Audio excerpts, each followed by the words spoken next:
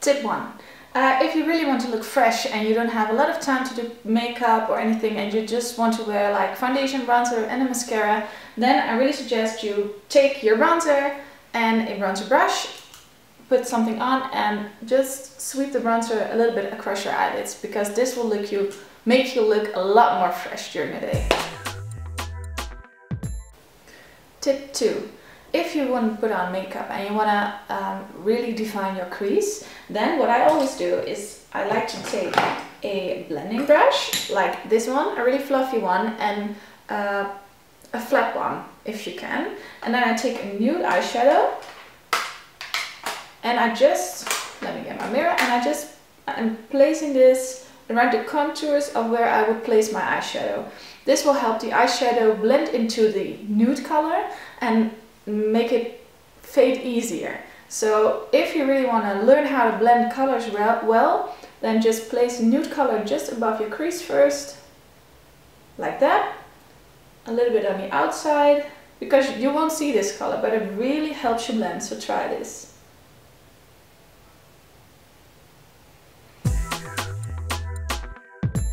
Tip 3 is really invest in a good blending brush. My favorite is MAC 217 and mine is already a bit worn out, but it's, in my opinion, the best blending brush I have ever used. And before that I was always telling myself, no, I'm not gonna buy that expensive blending brush, there are other options, alternatives, but once I got this one I knew that I got it too late, really. So really invest in a blending brush and then you will see that applying colors in your crease and blending colors will be a lot easier.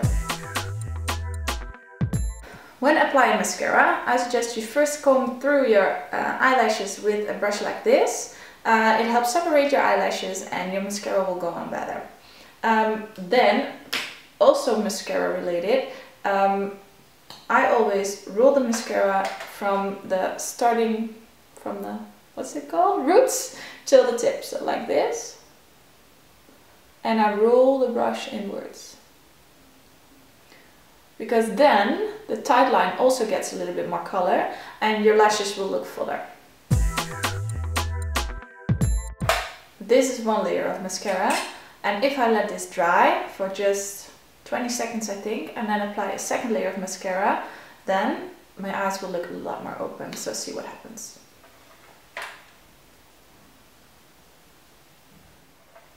This is 2 layers and this is 1 layer. I can see a really big difference, so that is why I always apply 2 layers of mascara. But you have to make sure that your mascara is not too old, that it's getting really thick, and you have to make sure that your mascara has the right brush for you, so that you can comb through your eyelashes and not that they get stuck together. So you have to watch out for that, but 2 layers of mascara, in my opinion, gives the best results. When you're finished with your mascara, a lot of people tend to mess up a little bit. I do too, and that's really okay. But if you just applied a really nice eyeshadow look, then you're really bummed out that you ruined it with your mascara. So don't be, because don't wipe it away immediately. Your first reaction is, okay, I'm swiping it away because otherwise it will get hard and I will never get it off, but don't do that. Just leave it there to dry for at least a minute or 2, and then take a Q-tip like this and just take it off with really small motions, and then you will see it will come off immediately. So let it dry before I'm stumbling over my words. Let it dry before you take off your mascara fails. That is the right word, yes. So the next tip is, if you apply an eye pencil to your waterline, and put it on twice. Just first 1 layer and then let it dry a little bit, let your watery eyes go over it, and the first layer is not perfect, and then you put on a second layer and the color gets more intense and it will stay on a lot better. So twice on the eye pencil. Okay, so next tip is, if you use glitter or loose eyeshadows, then that's a mess.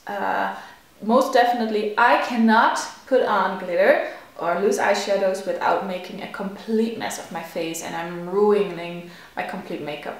So what I like to do is when I know I'm going to use glitter or pigments or anything, then I just do my eyes first and leave my base just bare. And when I finish my eyes, I can just take a little bit of tape, sticky tape, put this around my fingers and just dab that across my face and then the pigments and glitter stay on it. But more of a soft way to remove them is take little cotton pad, I think you call it, cotton pad, and just put on a little bit of moisturizer and then go over your face like this, and this will also take away the glitter and loose pigments, and you also are left with a nice layer of moisturizer on your face. So that's the more softer way to remove it, and then you go on and do your base, and then you have a flawless face all day long. Next thing what I like to do, because I have quite heavy eyebrows, I can't keep up plugging all the time. Every day there's a new little hair or a little bit of a stubborn under my eyebrows, and I really hate it because it makes me feel like a werewolf or anything.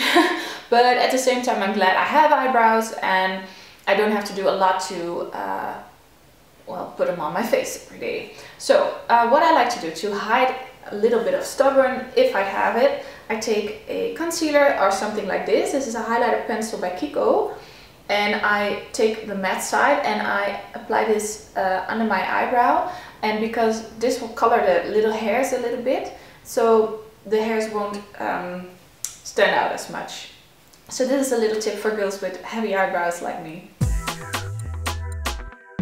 If you are done with your brushes for your makeup look for that day, a lot of YouTubers say, oh, you have to clean your brushes right away, you have to wash them, and otherwise it's not sanitary. But there are a lot of ways to keep it sanitary and not having to wash them every day, because I don't have time to wash my brushes every day. So I'm probably washing them like once every 2 weeks, because I keep them really clean.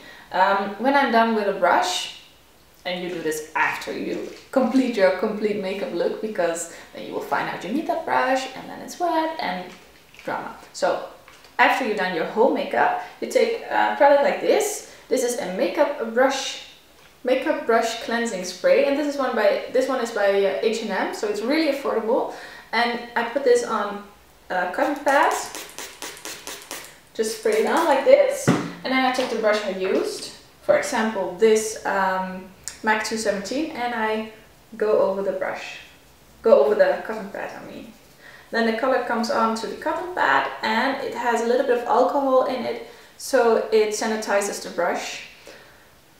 If I do makeup on other people, I must say I do wash them right away, but if it's just for me, then I do it like this.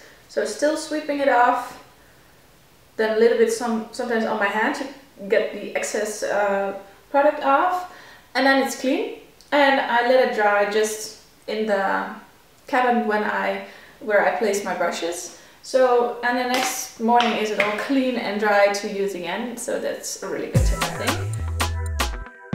And another tip I have is dry shampoo.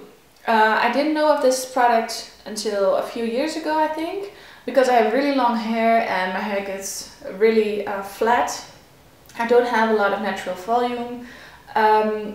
I always found it difficult to keep the volume in my hair, and one time my hair was a little bit greasier and I thought I would try out some dry shampoo just because I didn't want to wash it yet.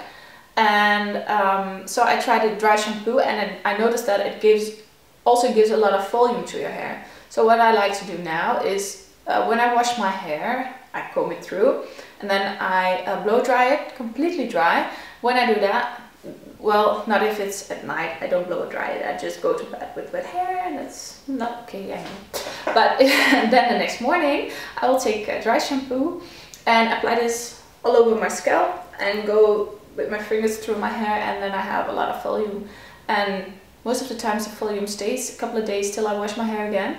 And sometimes I do it every morning with dry shampoo just for adding a little bit more volume back to my hair. But that is really my life savior. I don't go on holiday without my dry shampoo. I just don't want to have my hair loose anymore without the dry shampoo. I just need that little bit of volume in my hair. So that was really the last tip I have for you guys.